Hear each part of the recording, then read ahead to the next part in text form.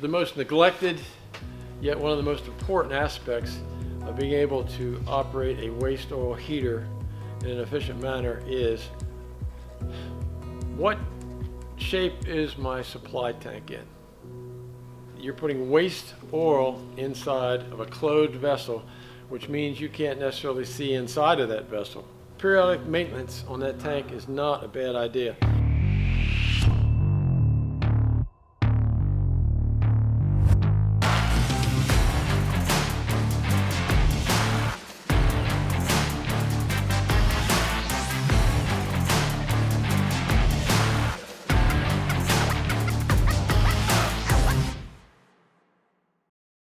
Every year at the end of the year, it's money well spent to call, an oil service company.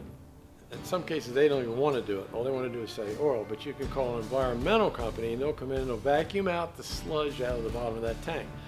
Because over a period of time, that sludge, we've seen it where it's literally almost knee deep in a tank. That should be an annual event.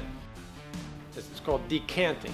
Actually, just bleed the water off until all of a sudden the oil starts to come out, and then you shut the valve back off, lock it out, and that way you pull the water off of there, because over a period of time that water will continue to push that oil up, and that water level will continue to grow. And these units do not like water. Why do they not like water? Because water, when it goes into that combustion chamber, flashes the steam. Steam will put out an oil flame.